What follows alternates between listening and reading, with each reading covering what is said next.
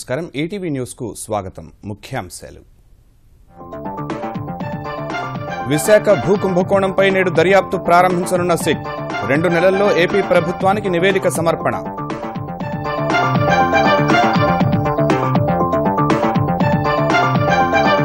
పట్టణ పేదల సొంతింటి కల నెరవేర్చనున్న ప్రభుత్వం నేడు ఆంధ్రప్రదేశ్లో 1.5 లక్షల ఇళ్ల నిర్మాణానికి శంకుస్థాపన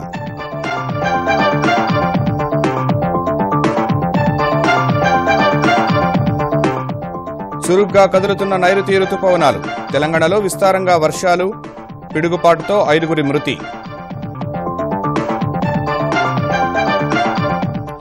భూ రికార్డుల డిజిటలైజేషన్పై కేంద్రం తుది గడువు ఆగస్టు 14 కల్లా ప్రక్రియ పూర్తి చేయాలని రాష్ట్రాలకు నిర్దేశం ఆధార్ అనుసంధానంపై అభిప్రాయ సేకరణ ఆర్కే నగర్ ఉప ఎన్నిక ప్రలోభాలపై ఈసీ చర్యలు తమిళనాడు సీఎం సహా పలువురు మంత్రులపై దర్యాప్తునకు ఆదేశం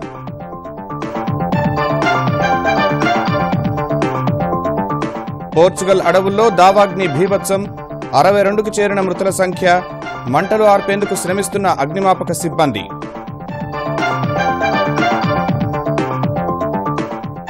ఛాంపియన్స్ ట్రోఫీ తుది పోరులో భారత బ్యాట్స్మెన్ ఘోర వైఫల్యం తొలిసారి టైటిల్ గెలిచిన పాకిస్తాన్ ఫైనల్లో 180 పరుగుల తేడాతో జయభేరి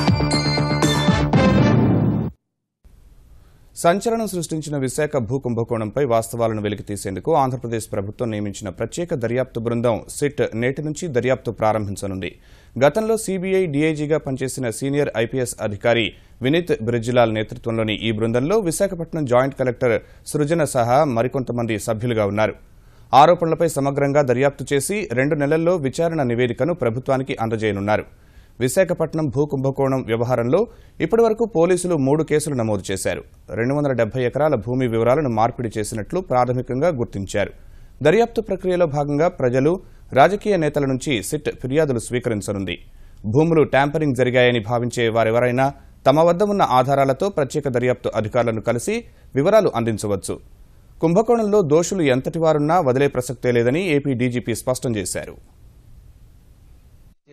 ఎప్పుడు చేశారు ఎవరు చేశారు ఎందుకు చేశారు ఇవన్నీ కూడా సిట్ బయటకు తీసుకున్నది ఎటువంటి పరిస్థితుల్లో కూడా ఎవరిని కూడా ఇందులో ఉపేక్షించేది లేదు we are going to very honourable CM is very serious about that any number of personal please come if you have evidence please come to the SIT if you are not satisfied about the SIT also please complaint to us to the highest level but baseless allegations తోటి నిరాధారమైనటువంటి ఆరోపణలతోటి let us not spoil a great image which Visakhapatnam city is enjoying.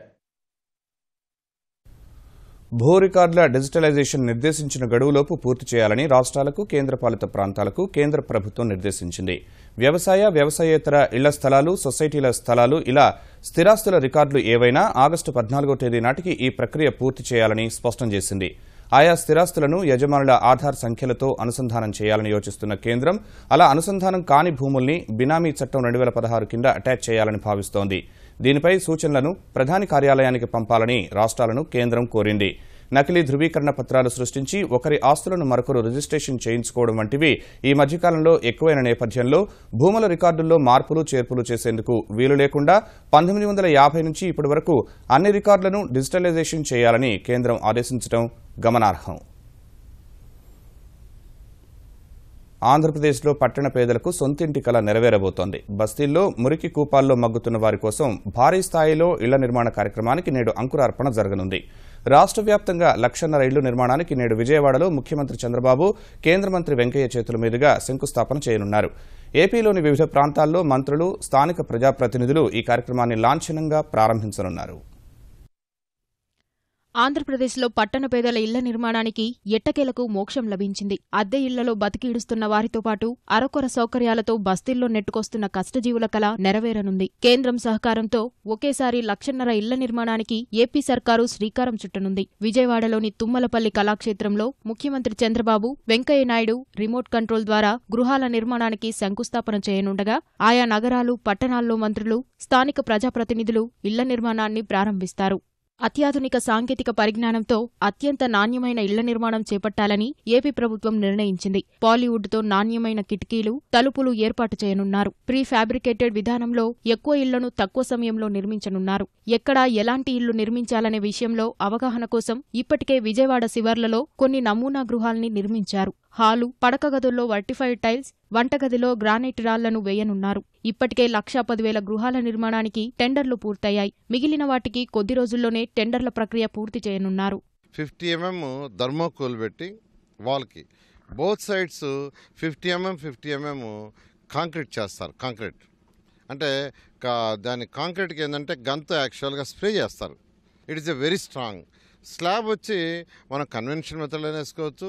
లాంటిది కూడా thermocol పెట్టి మళ్ళీ 2 పక్కల యాక్చువల్గా concrete చేయొచ్చు. దీనివల్ల ఏంటంటే వాళ్ళు చెప్పేది 5 నుంచి 6 డిగ్రీల ఉష్ణోగ్రత దీంట్లో తక్కువ ఉంటుంది. 2020 నాటికి దేశంలోనే ప్రతి పట్టణవాసికి సొంతిళ్లు నిర్మించి ఇవ్వాలని కేంద్రం లక్ష్యంగా పెట్టుకుంది. ఇప్పటికే 5,84,000 మంది ఆన్లైన్ ద్వారా ప్రభుత్వానికి దరఖాస్తు చేసుకున్నారు. ఒక్కో ఇంటికి కేంద్రం 1,50,000 ఆర్థిక సాయం అందించనుండగా మిగిలిన మొత్తం బ్యాంకుల ద్వారా రుణం రూపంలో ఇవ్వనున్నారు.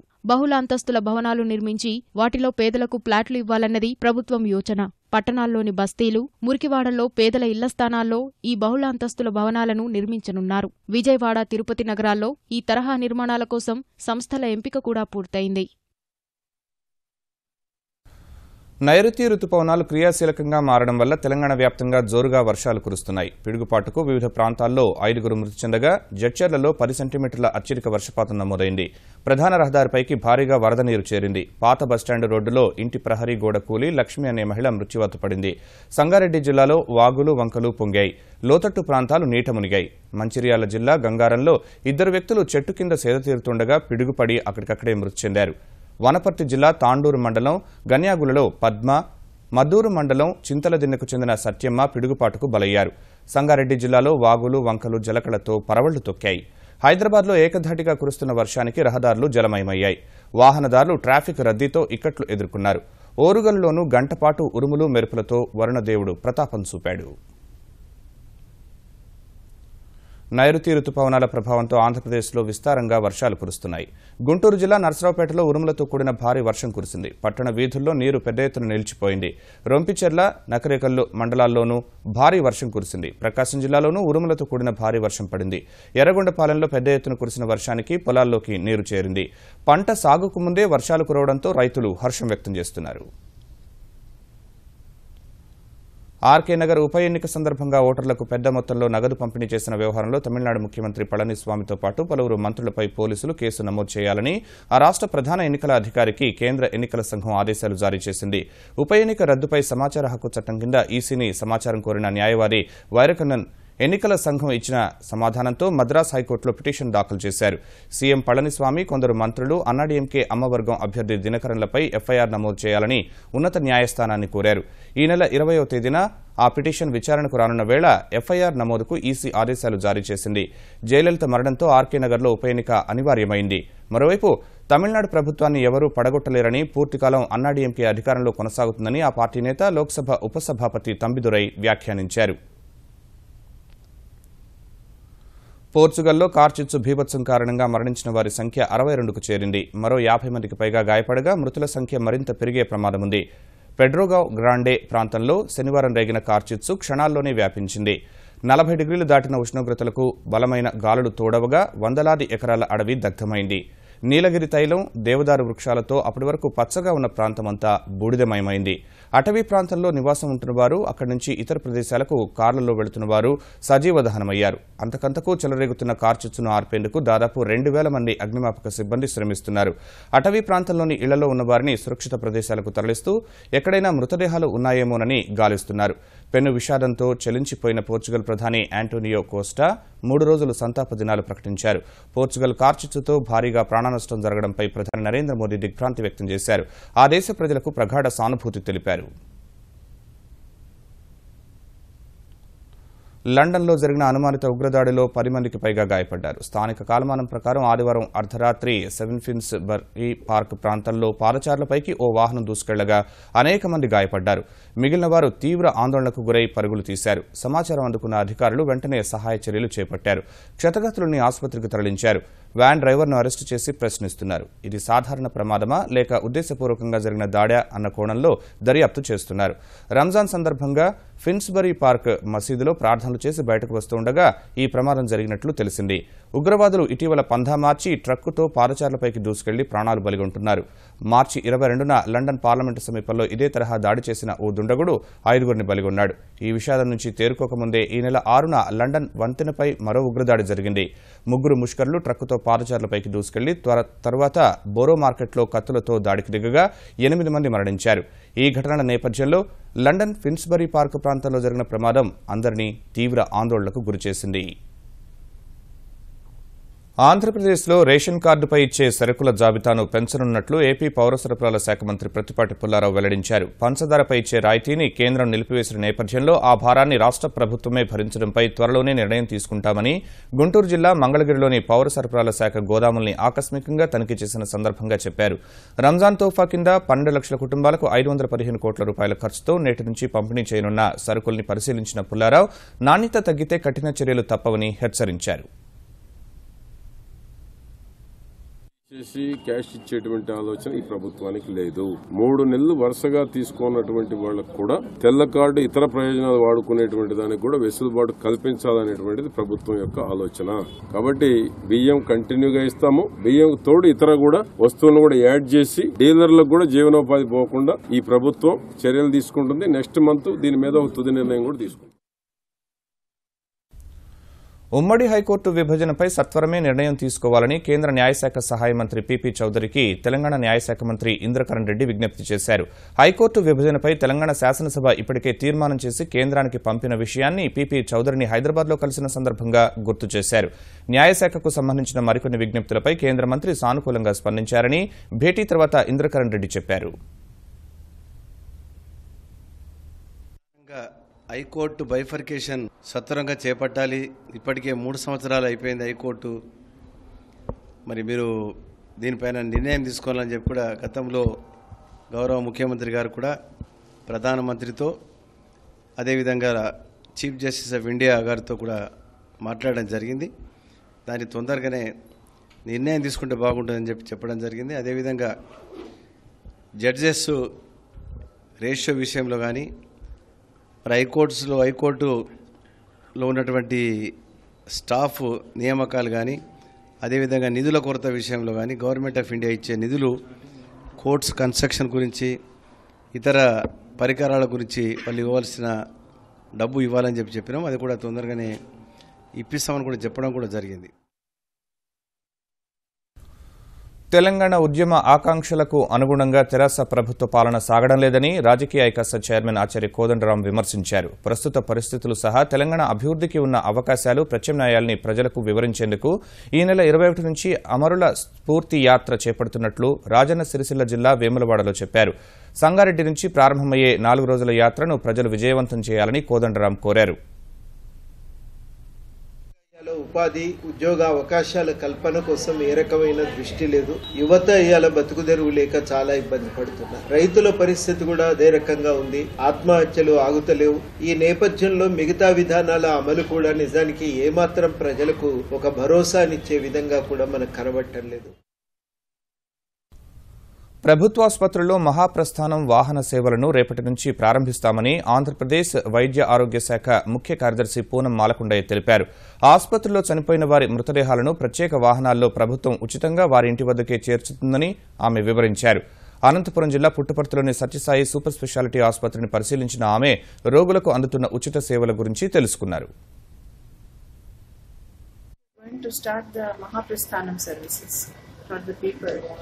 ఇప్పుడు మన గవర్నమెంట్ హాస్పిటల్స్లో ఇఫ్ ఎనీబడి డైస్ ఆ డెడ్ బాడీ క్యారీ చేయడానికి they are spending their own money which is very costly for the patients. So government has thought of giving free service for the dead body. So anybody who dies in the government hospital their dead body will be transported free of cost to their house.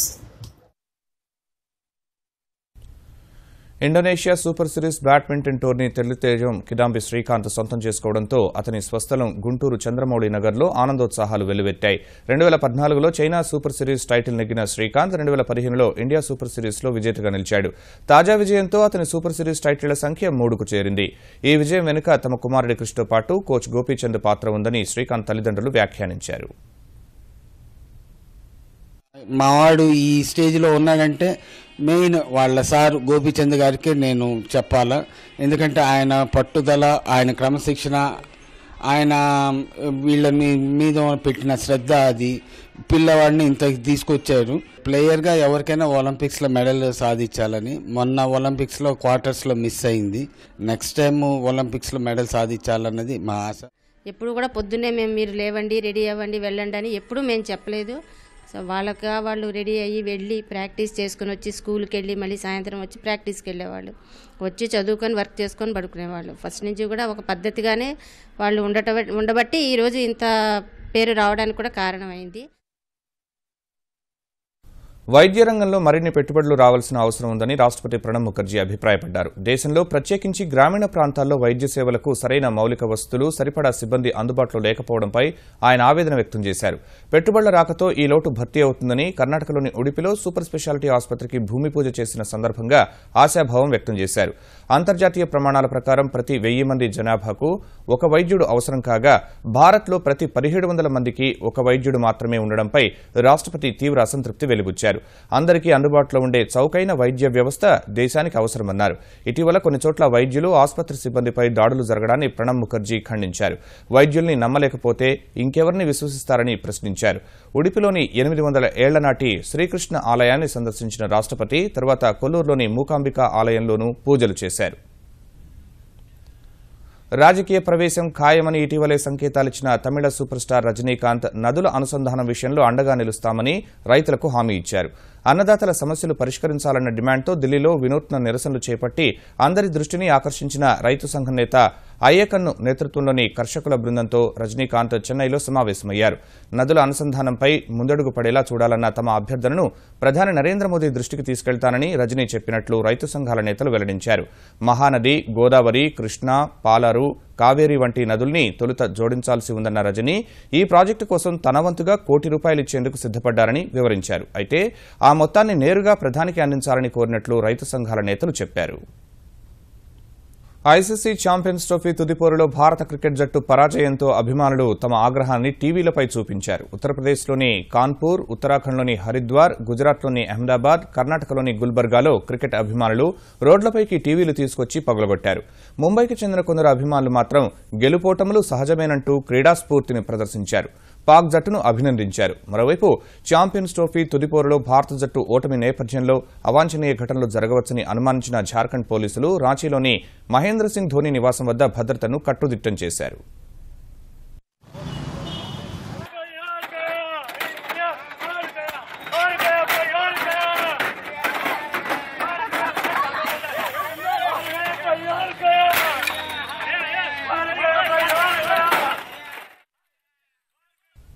ముఖ్యాంశాలు మరోసారి. విశాఖ భూ కుంభకోణంపై నేడు దర్యాప్తు ప్రారంభించనున్న SIT. 2 నెలల్లో AP ప్రభుత్వానికి నివేదిక సమర్పణ.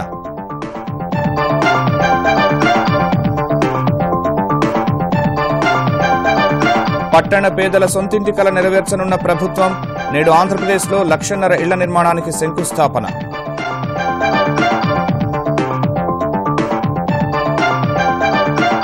చురుగ్గా కదులుతున్న నైరుతి రుతుపవనాలు. తెలంగాణలో విస్తారంగా వర్షాలు, పిడుగుపాటుతో 5 మృతి.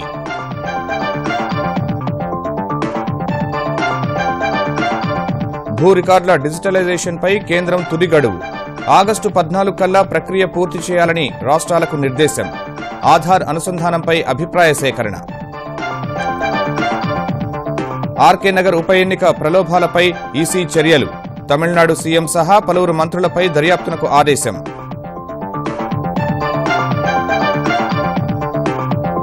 పోర్చుగల్ అడవుల్లో దావాగ్ని బీభత్సం. 62కి చేరిన మృతుల సంఖ్య. మంటలు ఆర్పేందుకు శ్రమిస్తున్న అగ్నిమాపక సిబ్బంది.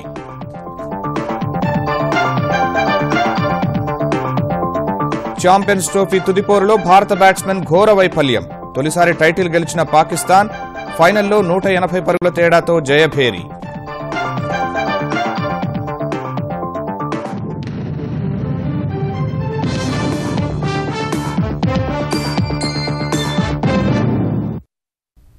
ఈటీవీ న్యూస్ సమాప్తం. నమస్కారం.